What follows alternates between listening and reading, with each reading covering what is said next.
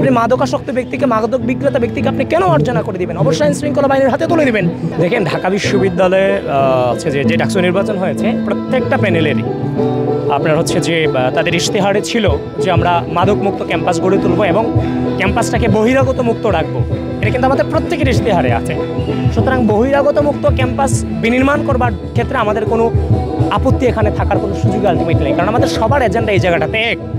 কিন্তু আপনি দেখেছেন হচ্ছে যে জিনিসটা নিয়ে মবকৃষি হচ্ছে আমাদের উপরে, কিংবা আমাদের দু একটা ক্যাপশন নিয়ে যে ধরনের মবকৃষি 2-3 দিন হয়েছে, আপনি গণঅভ্যুত্থান পরবর্তী সময় দেখেছেন যে এফএইচ হলে আপনার হচ্ছে যে একজন ব্যক্তিকে, তোফাজ্জলকে আপনার মোবাইল চুরি করার দায়ে স্বীকারোক্তি আনতে গিয়ে পিটিয়ে মেরেই ফেলা হলো। চোর স্বীকারোক্তি আনতে গিয়ে অনেকজন খুনিতে রূপান্তরিত হয়ে গেল। তো এই যে দায়টা ঢাকা বিশ্ববিদ্যালয়ের সময় একটা নেগেটিভ ইম্প্যাক্ট কিন্তু নির্বাচন গণঅভ্যুত্থান পরবর্তী সময় পড়েছে। সুতরাং একটা ঘটনা কিন্তু এই ঢাকা বিশ্ববিদ্যালয়ে ঘটেছে।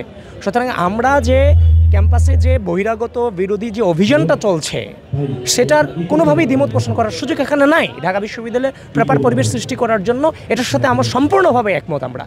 কিন্তু কথা হচ্ছে যে যখন একজন ঢাকা বিশ্ববিদ্যালয়ের ডাকসুর সদস্য আপনি যখন হাতে লাঠি নেন, তখন সেটা কিন্তু ঢাকা বিশ্ববিদ্যালয়ের ভাবমূর্তি ক্ষুণ্ণ হয়। সে কিন্তু মাদকাসক্ত ছিল কিংবা মাদক বিক্রেতা ছিল। তো সেই জায়গার মধ্যে হচ্ছে যে আপনি যখন লাঠি নিয়ে তাকে প্রহার করেছেন, যদি তার শরীরে নাও লেগে থাকে, এটা কিন্তু তার পক্ষে, গোটা বাংলাদেশে তার পক্ষে একটা সিম্প্যাথি তৈরি হয়ে গেছে। যেখানে সে অপরাধী, সেখানে তার পক্ষে সিম্প্যাথি তৈরি হয়ে যাচ্ছে। তো আমি সেই সিম্প্যাথি তৈরি করার সুযোগটা কেন দিব? এটা তো এমন না যে 5 আগস্ট, 6 আগস্ট, 7 আগস্ট দেশে কোনো সরকার নাই, ব্যাপারটা তো এরকম না, তাই না? এটা তো যেহেতু আইন শৃঙ্খলা বাহিনী আছে, তাদের হাতে তুলে দেওয়া উচিত। এবং সে এটাও বলেছে যে 3 থেকে 4 দিন নাকি এভাবে সে মার্জনা করে দিয়েছে।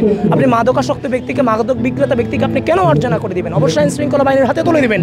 ঢাকা বিশ্ববিদ্যালয় থেকে তাকে মুক্ত করতেছেন। ঢাকা বিশ্ববিদ্যালয়ের কোনো স্টুডেন্ট যদি তার কাছ থেকে মাদক নিয়েও থাকে, সে বাইরে গিয়ে সেই মাদকটা নিবে। সুতরাং তাকে আপনি কেন আইন শৃঙ্খলা বাহিনীর হাতে তুলে দিচ্ছেন না? 2 দিন পর তাকে নিয়ে হচ্ছে যে তার সাথে দেখা হওয়ার পর মিডিয়া ফোকাস হচ্ছে, এগুলো কি আসলেই কি ইচ্ছাকৃতভাবেই হচ্ছে যে তাকে আইন শৃঙ্খলা বাহিনীর হাতে না তুলে দিয়ে মিডিয়া ফুটেজ নেওয়া হচ্ছে এক প্রকার?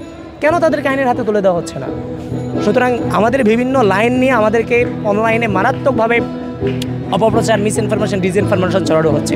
আমাদের অবস্থান একদম স্পষ্ট, মাদকের বিরুদ্ধে এবং ক্যাম্পাসের বহিরাগত মুক্ত রেখে ক্যাম্পাসের যথাযথ পরিবেশ সৃষ্টি করার পক্ষে জিরো টলারেন্স নীতিতে আমি বিশ্বাস করি।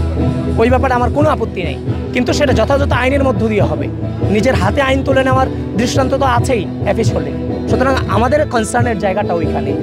আমরা হচ্ছে যে নিজের হাতে আইন তুলে নেওয়ার ব্যাপারে না, আইন শৃঙ্খলা বাহিনীর হাতে তুলে দেন। কারণ বিশ্ববিদ্যালয়ের ভাবমূর্তি অনেক কিছু ম্যাটার করে এই জায়গাটাতে।